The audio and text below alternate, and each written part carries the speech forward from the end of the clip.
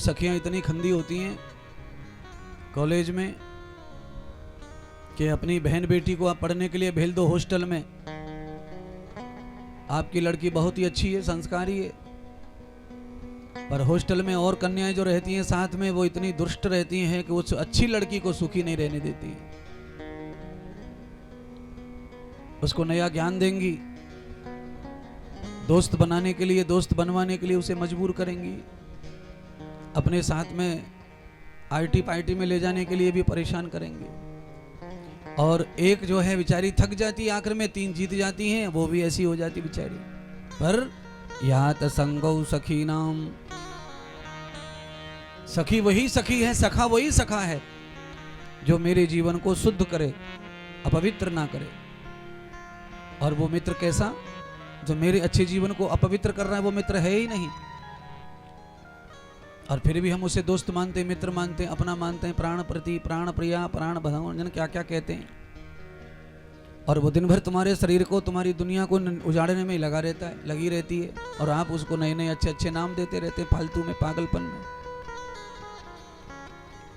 नस्तौ प्रिया सखीनाम, ऐसी सखियों से दूर रहो।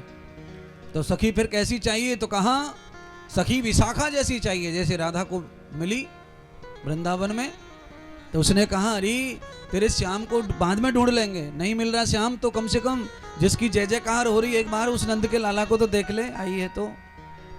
और आप ध्यान करो, आप किसी भी गांव में जाओ, किसी भी धाम में जाओ, वहां का कोई भी महान आदमी हो, महान साधु हो, महान मंदिर हो, उसका दर्शन अवश्य कर लेना चाहिए। कोई महान जगह है और आप आए हैं, और आप किसी काम से आए मान लीजिए, और वो काम भी नहीं आपका बन रहा और आपको रहना ही पड़ रहा है शहर में, 4 दिन बाद बनेगा काम, कोर्ट बंद है, हड़ताल चल रही है, वकील नहीं आए, ढेकान नहीं आया, तो वो 4 दिन वहां रहना ही है। तो 4 दिन में वहां के जितने भी अच्छी जगह हैं, अच्छे लोगों से मिल लो। क्यों? उनके मिलने के बाद जो काम तुम्हारा बिगड़ रहा था वो बन जाता है। अच्छे लोगों के पुण्य से बिगड़े काम बनते हैं। जो काम टल रहा था वो टलेगा नहीं, बन जाएगा। इसलिए या दर्शनम कृतम च भूतंत पुण्यम भवंताः। महाराज एक बैल मर गया, एक बैल मर गया, और बैल मर गया तो वो भगवान के धाम पहुंचा, यमलोक में। अब यमलोक में पहुंचा तो यमराज ने कहा इसकी कुंडली खोलो। धर्मराज ने कुंडली खुलवाई, महाराज लंबी चौड़ी कुंडली, और लंबी चौड़ी कुंडली में धर्मराज बड़े परेशान।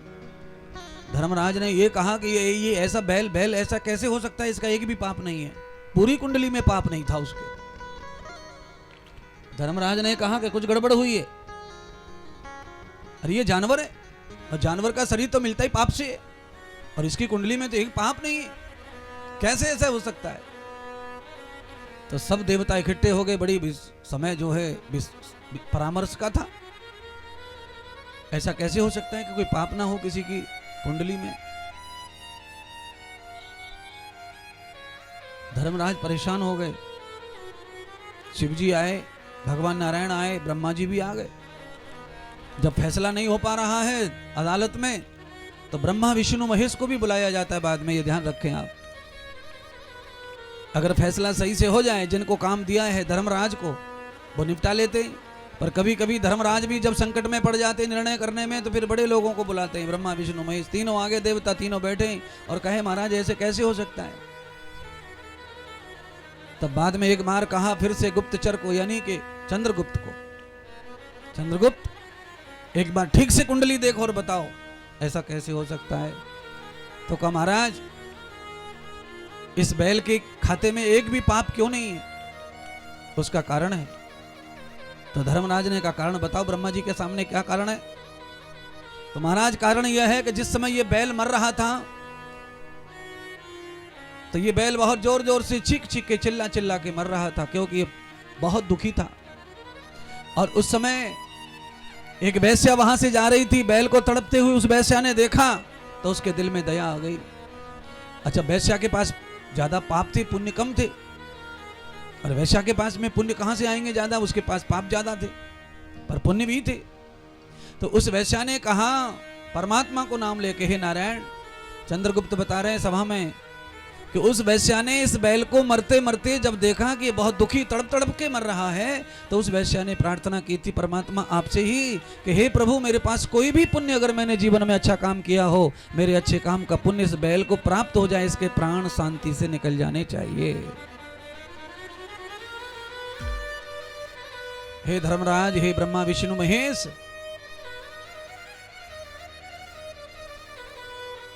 उस वैश्या ने अपने पुण्य बैल को दे दिए, इस कारण बैल के सारे पापों का नाश हो गया। इसीलिए बैल की कुंडली में, बैल के खाते में एक भी पाप दिखाई नहीं दे रहा है। बंधुओं, वो ही मैं समझाना चाहता हूं। आप जब किसी गांव में, किसी तीर्थ में, शहर में जाते हैं और आपका काम बन नहीं रहा है, आप जिस काम से आए थे वो काम नहीं बन रहा है, तो वहां के अच्छे लोगों से मिलो, उनका एक भी पुण्य अगर हमें प्राप्त हो जाता है तो हमारा काम बैल की तरह सीधा हो जाता है, हमारे खाते में पुण्य बढ़ जाते हैं, पाप कम हो जाते हैं और बिगड़े हुए काम बन जाते हैं। महाराज, या दर्शनम प्रपन्नम भूयंत दर्शनम प्रपन्नम कृतम मूलम आत्मानम प्रपन्नम दर्शनम कृतम आत्मनम प्रपन्नम कृतम दर्शनम मित्त चित्तानाम परमेश्वरः।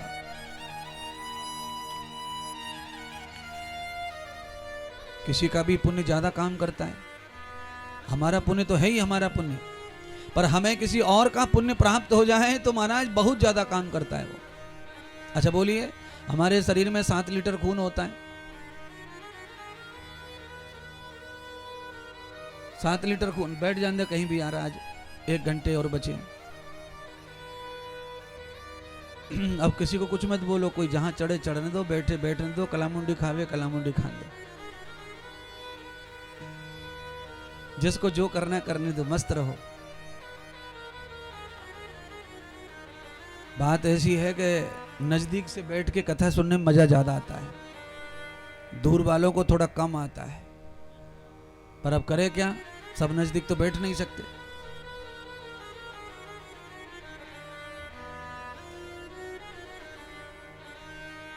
इसीलिए मैं कह रहा हूं, यदा नवत्तवेद सखी ही सखी सखा, मित्रगण अच्छे होने चाहिए। और मित्रगण कैसे होने चाहिए, तो कहा अपवित्रता को पवित्र करने वाला चाहिए, पवित्र को अपवित्र करने वाला नहीं चाहिए मित्र। ऐसा कोई दोस्त मत बनाओ जो तुम्हें अपवित्र कर दे, तुम्हारी पवित्रता को जो क्षीण कर दे, वह मित्र है ही नहीं और वो साथी भी नहीं है तुम्हारा, ये ध्यान रख लेना। उसे जो चाहिए था वो पा लिया उसने, बस खत्म हो गया विषय। अच्छा बोलो, जेब कतरे आदमी को क्या मतलब रहता है किसी से?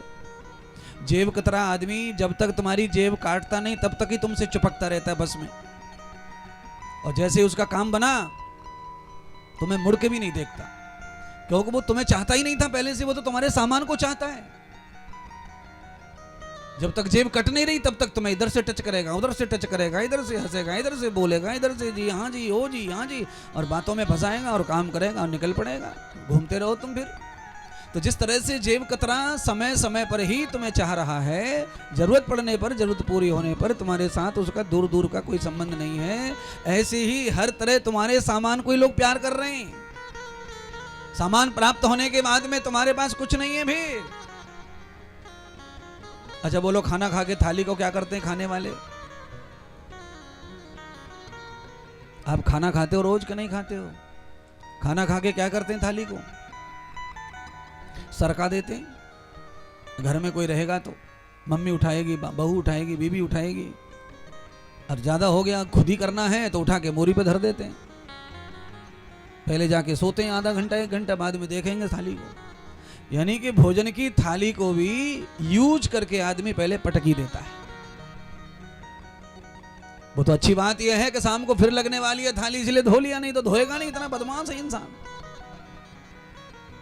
अच्छा बोलो, होटल में आप खाना खाते हैं, थाली कौन कौन धोता है? क्या करते हैं फिर? आप टेबल पे आए, पैसा दिया, निकल पड़े मुंह फाड़ के, सब्जी दाल सलाद जो कुछ छोड़ना था झूठा कूटा सब टेबल पे छोड़ दिया, क्योंकि शाम को आपको इस होटल में अब खाना खाना नहीं है, इन बर्तनों में आपको शाम को खाना नहीं है। और घर में वही बर्तन है, कहां से लाएंगे रोज? तो वही बर्तन है इसलिए धोने पड़ रहे हैं, वही कपड़े इसलिए धोने पड़ रहे हैं, वही बिस्तर इसलिए फटकारना पड़ रहा है, नहीं तो घर में भी ना करे इंसान। पर बात क्या है, पर है वही, जाए कहां? इसलिए तुम्हारी गंदी आदतों को सुधारो। आदृश्यम प्रपन्न भूयंत करता हो। कैसी आदत महाराज? आपका बिस्तर हर समय ऐसा लगना चाहिए जैसे आज ही आया बाजार से, कोरा नया, ऐसा बिस्तर लगना चाहिए। आपके घर में बैठक में सोफा कुर्सी जो पड़े मेहमानों के लिए, वो ऐसे लगने चाहिए जैसे अभी 5 मिनट पहले ही डाला है, सजाया है। पर क्या तुम्हारे घर की ऐसी हालत है जो मैं बता रहा हूं?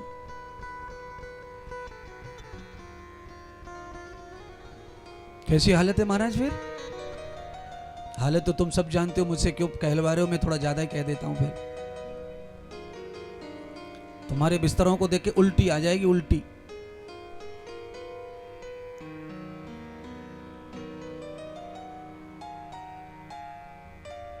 तो शैया कक्ष में जहां नींद आनी है, जहां सारे दुख दर्द ईड़ा पीड़ा समाप्त करना है, उसको अच्छा रखो। सबसे ज्यादा दुख हरने वाला बिस्तर ही होता है। सिर दुख रहा हो तो आदमी कहां जाता है? बिल्कुल। पेट दुख रहा हो तो कहां जाता है? बिस्तर की तरफ भागता है सीधा। अच्छा, गुस्सा हो जाए कोई तो कहां भागता है? गुस्सा होने के बाद कहां जाता है? मुझे नहीं बोलना तुमसे, जाओ। तो आप कहां जाएंगे? जाओ मतलब कहां? छत पे चले जाएंगे? नहीं बोलना है, अंदर से कड़ी लगा लेंगे, बिस्तर पे औंधा मुंह पड़ के पड़ जाएंगे, थोड़ी देर फू फू फू करेंगे, बाद में आंसू पहुंचेंगे और फिर सो जाएंगे। यानी कि हर स्थिति में तुम्हारे लिए बिस्तर बड़ा भगवान है। इसीलिए कम से कम जो तुमको इतना सुख देता हो उसको तो कम से कम अच्छा रखो, उसे तो बढ़िया रखो, पवित्र रखो, शुद्ध रखो, निला धुला के रखो। सुबह उठ गए तो कम से कम शाम को ओढ़ने के लिए दोबारा तो कंबल को इस्त्री करके रख दो, प्रेस करके रख दो, धो के रख दो। नहीं धोना है तो कम से कम हाथ से अच्छा करके तो रख दो। तकिया बकिया सब फोड़ फाड़ के बढ़िया बना के तो रख दो। ये बिस्तर तो तुम्हारा ही है, ये भोजनालय तुम्हारा ही है, ये किचन तो तुम्हारा ही है, ये सब चीजें तुम्हारी है, तुम्हारे काम आएंगी। और ये लड़र भड़र पड़ा है। 100 में से 90 महिलाओं ने लिपस्टिक लगा रखी है। अच्छा, क्यों लगा रखी है? क्या फायदा है इससे? एक फायदा बताओ चलो इसका। भाई लगाइए तो एक फायदा तो बताओ।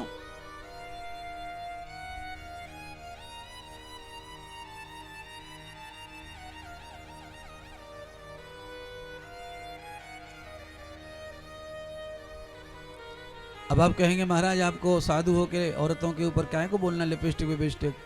मैं इसीलिए बोल रहा हूं क्योंकि महिलाओं की संख्या ज्यादा है, तो मुझे उनका ही बोलना चाहिए ज्यादा। और घर कहाँ? घर तो महिलाओं के ऊपर टिका, इसीलिए महिलाओं का बोल रहा हूँ। मैं ये बताना चाह रहा हूँ, लिपस्टिक का नाम लेकर मैं ये बताना चाहता हूँ कि जैसे आप अपने सौंदर्य के लिए लिपस्टिक लगाते हो और ऐसी मैचिंग से लगाते हो, न ज़्यादा न कम, न बे न बोन, क्यों? आप सुंदर दिखने चाहिए। बस मैं भी वही कह रहा हूँ। जैसे आपका थोपड़ा, आपका चेहरा सौंदर्य से भर जाए, आप जिसको भी दिखें वो एकदम परेशान हो जाए आपको देख के, केवल आपको यूं यूं यूं यूं यूं यूं यूं देखता रहे।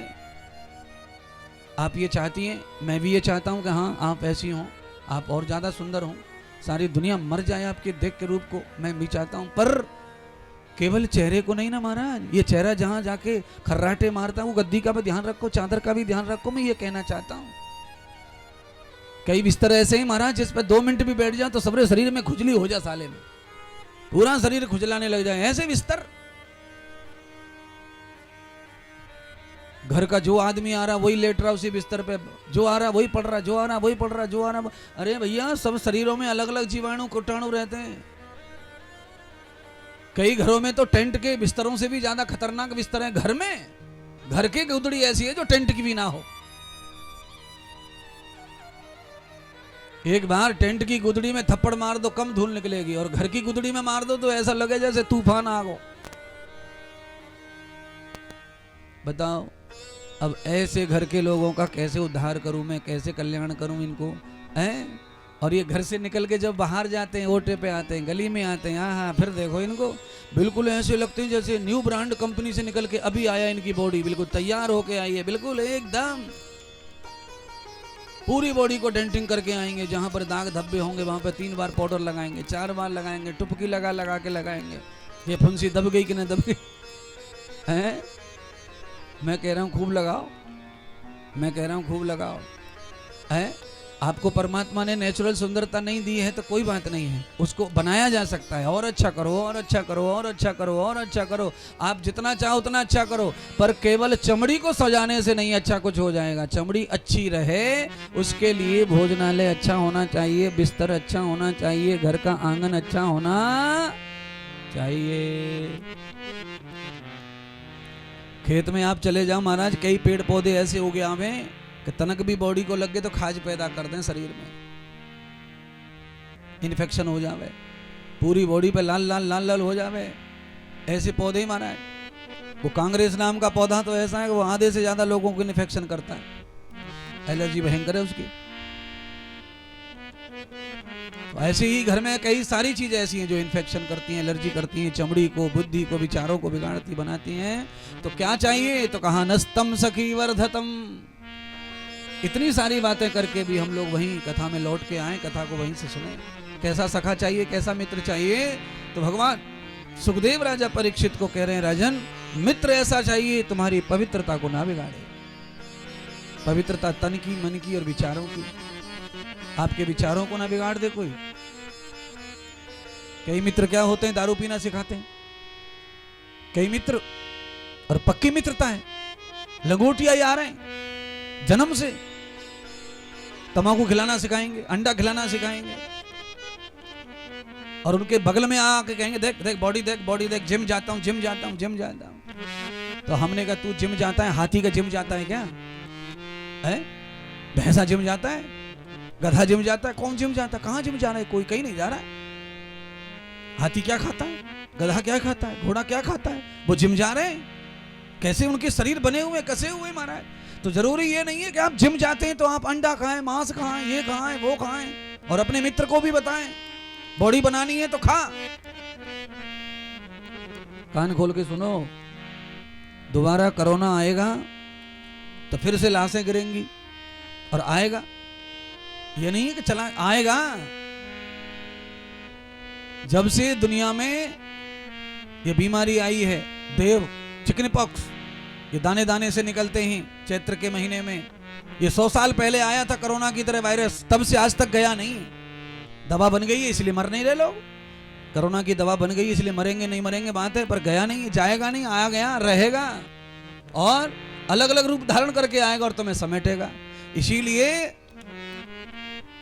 सबसे ज्यादा मरने वालों की संख्या दुनिया में कोरोना से कहीं भी है तो वो मांसाहारी देशों में है। और भारत में भी जो लोग मरे हैं सेकंड वेव में, कोरोना के 6 महीने के बाद भारत में लाश बिछी, उसमें भी मांस खाने वाले लोगों की लाश बिछी ज्यादा, साग खाने वालों की नहीं बिछी। शाकाहारी लोगों नहीं मरे, बहुत कम मरे, ना के बराबर मरे। और कोई शाकाहारी कोरोना से मरा तो कम मरा जब उसको बीपी हो, शुगर हो और दुनिया भर की बीमारी पहले से होंगी तो मरा है, नहीं तो मर नहीं सकता था। वायरल को झेल लेता है, और बुरा खाना, बुरा विचार, बुरी बुद्धि अच्छी नहीं रहती है महाराज। तो भगवान ने क्या किया?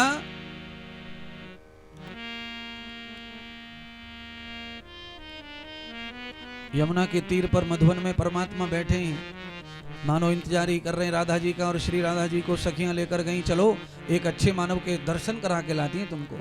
अरे श्याम में मिल जाएंगे तुम्हारे, तुम चिंता ना करो, श्याम मिलेंगे। पर श्याम जब तक नहीं मिलते तब तक गौ सेवा करने वाले की दर्शन कर लो। जो गौ सेवा करता है, गौ की जो रक्षा करता है, वो भी कोई कृष्ण से कम नहीं है, ऐसा सखी समझा रही हैं। और मैं आपको कहना चाहता हूं, ऐसा अगर कोई व्यक्ति समाज में है जो गौ सेवा करने वाले को सम्मान देता हो, भगवान मानता हो, तो सच में ऐसे आदमी से दोस्ती पक्की रखो, एकदम ठोस रखो दोस्ती। ऐसे लोग अच्छे विचार, अच्छी बुद्धि देते हैं, अच्छी बात बताते हैं, अच्छे लोगों को अच्छा बताते हैं। रावण की प्रशंसा करने वाले भी बहुत थे, कंस की जय जय करने वाले भी बहुत थे। कंस भगवान की जय, कंस भगवान की जय, कंस भगवान की जय। कंस जब दरवाजे पे आता था सिंहासन पर बैठने के लिए तो उसके सारे जो पिल्लू थे, कुत्ते, सब जयकारा मारते थे, भगवान की जय, भगवान की जय। और तुम जानते ही सारे नेता रखते हैं 2-4 लोगों को पिल्ला पाल के जयकारा बोलने वाले साइड में। आपको जिंदाबाद जिंदाबाद कहने का पैसा मिलता है नेताओं के साथ, दारू मिलती है, जिंदाबाद जिंदाबाद जिंदाबाद जिंदाबाद। पहले से सब सिस्टम बनाया जाता है, किसकी आवाज जोरदार है, कौन ज्यादा जोर से चीखता चिल्लाता है, तू जिंदाबाद बोलेगा, तू जयकारा लगाएगा। ये सारा सिस्टम चलता है, पर ये कैसा है, ये सिस्टम कैसा है, ये सिस्टम है 4 दिन का, फिर अंधेरी। हाँ, और ओरिजिनल सिस्टम कैसा है, ओरिजिनल सिस्टम है राम का। राम के जयकारा लगाने के लिए किसी को 500 रुपए देने की जरूरत नहीं है। राम का जयकारा लगाने के लिए सारी सृष्टि बैठी हुई है, सारी सृष्टि, पूरी सृष्टि राम का जयकारा लगाती है। पेड़ क्या, पौधा क्या, जानवर क्या, पक्षी क्या, पशु क्या, सब लगाते हैं। अच्छा, हनुमान जी ने समुद्र पार करने के लिए, सीता की खोज करने के लिए छलांग लगाई समुद्र में, तो हनुमान जी को किसने कहा था कि राम जय श्री राम बोलना? तू किसने सिखाया था? किसी ने भी नहीं।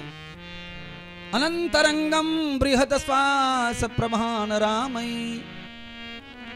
राम तो सबकी श्वासों में बसा हुआ है, कोई चाहे न चाहे तो भी राम निकलेगा।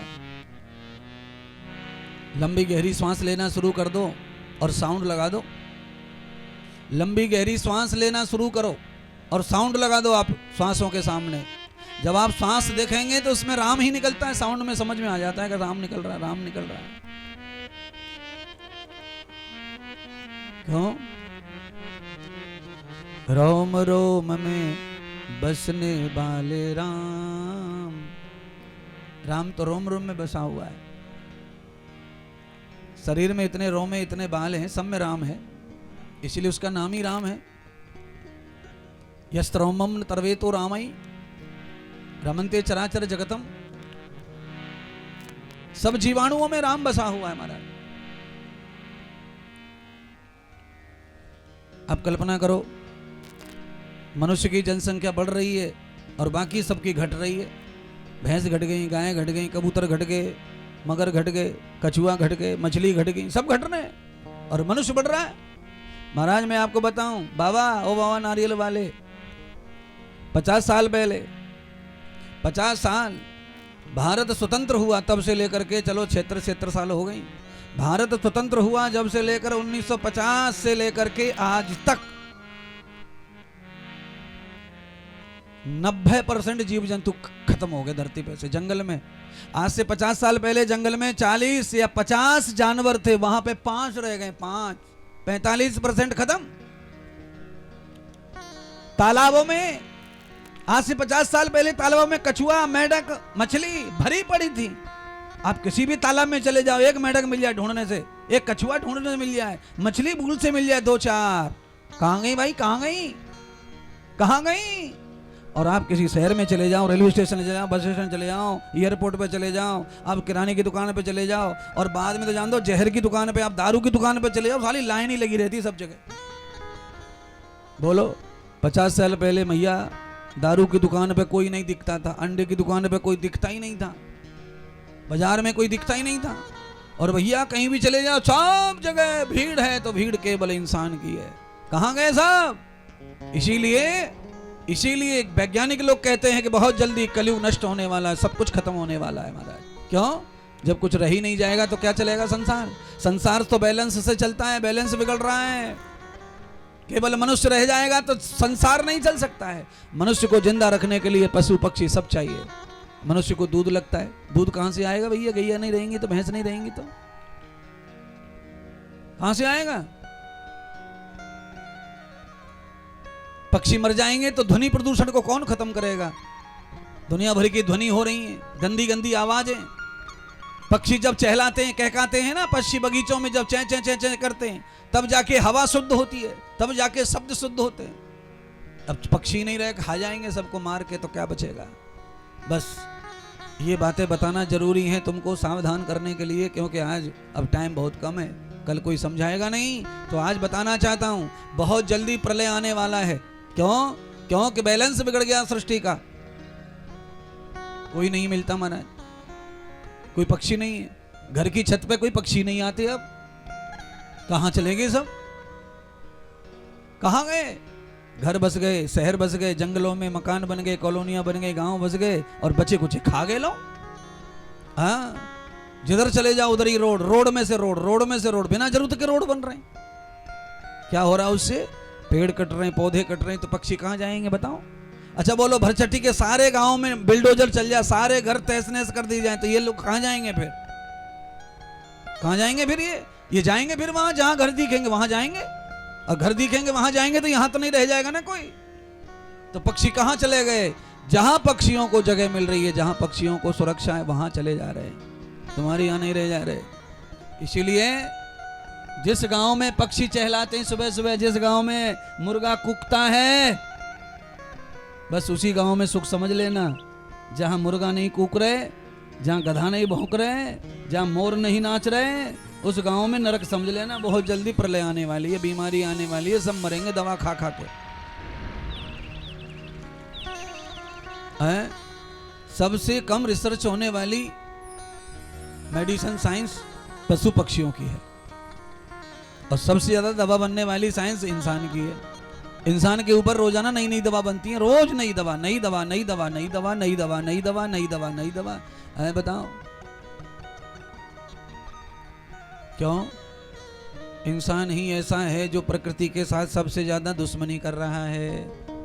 खाने के साथ, पीने के साथ, सोने के साथ, सब चीजों के साथ गंदा व्यवहार करता है। इस कारण बीमारी का पूरा पहाड़ बना बैठा है।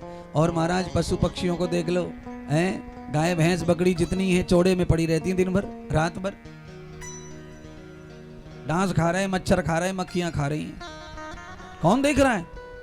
और उनके लिए कौन धो करके पहुंच करके चारा दे रहा है? धूल मिट्टी का जैसा है वैसा दे दिया, कोई नुकसान नहीं हो रहा उनको, क्योंकि वो नेचुरल खाती हैं। धूल मिट्टी जाए तो जाए, पर भोजन प्राकृतिक है। और मनुष्य जो है 25 बार साफ करके खाता है, पर अप्राकृतिक भोजन करता है 25 बार। आपके घर तक दाल आती है ना, तो 10 बार धुल जाती है वो। किसान के खेत में से निकलते निकलते छनती चली जाती है। पहले तो किसान के यहाँ छन जाती है थ्रेसर में, 4-4 छलने लगे हैं थ्रेसर में। वहां से छनने के बाद किसान भरता है, फिर वहां छानता है बोरी में, फिर मंडी में जाती छनती है, मंडी से कंपनी में जाती है, फैक्ट्री में जाती है, वहां छनती है, छिलने के बाद फिर छनती है, फिर आप जब पकाते फिर छनती है। कितनी छान के भी दाल तुम्हारे शरीर में रोग पैदा कर रही है महाराज। और मैं गारंटी ले रहा हूं, आपके खेत में जैसी दाल पैदा होती है वैसी ला करके खाना शुरू कर दो, आपकी दाल आपके शरीर और आपके गाल दोनों को नया कर देगी। पर वो दाल आ रही है दूसरी, आ रही खेत में से, और खेत में से बाजार में, बाजार से फिर खेत में से घर, और तब खा रहे हैं उसको। अरे खेत में से सीधी लाके खा के देखो, फिर देखो कैसी बॉडी बनती है, एक भी बीमारी नहीं आएगी महाराज। पर वो यूं यूं यूं यूं सबके दुनिया भर के बीमारियों के हाथों में जाती है, मशीनों में जाती है, तब तुम्हारे पेट में आती है। क्या अच्छा करेगी महाराज? सीधा काम नहीं करना आता तुमको, एड़ा मेड़ा टेढ़ा करते हो। सीधा काम क्या है महाराज? सीधा काम तो सीधा ही है, हाथ डालो पेड़ में और तोड़ो और खाओ, ये सीधा काम है।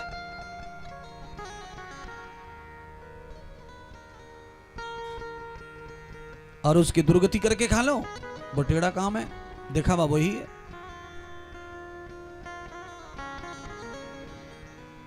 आज भगवान श्याम सुंदर को मिलाने के लिए सखियां ले गईं, तो काम बन गया महाराज। श्री राधा को सखियां ले गई थी कि नंद के लाला से मिला के लाएंगी। राधा को मिलने की कोई रुचि नहीं थी नंद के लाला से। राधा अपने प्रिया प्रीतम श्याम से मिलना चाहती थी, पर वहां मिलने चली गई सखियों के साथ बिना मन के। और वहां बिना मन के गई तो महाराज क्या हो गया, कमाल हो गया महाराज। दृष्टवाम दर्शनम प्रियाम, भगवान श्याम सुंदर को जैसे ही राधा जी ने देखा भौचक्की रह गई, चकभक रह गई महाराज। ये क्या है, कैसे हो गया ऐसा? ओहो सखियो, यही तो मेरे श्याम है, यही तो मेरे प्रीतम है, यही तो मेरे पिया हैं। अब सखियां जो हैं श्री राधा से कहने लगी कि तू बहुत छोटी है, और ये तेरे मुंह से ऐसी बातें अच्छी ना लगे, हैं, गंदी बात है ये। अरे तू इतनी छोटी है, 5 साल की, और तू कह रही मेरे पति है, फलाना है, ढिकाना है। ये बात कोई सुनेगा तो क्या कहेगा? चुप रहे, ऐसी बात मत करे। और तू हमारे संग आई है ना, तो चुपचाप ऐसी बात मत कर, दर्शन कर और चल।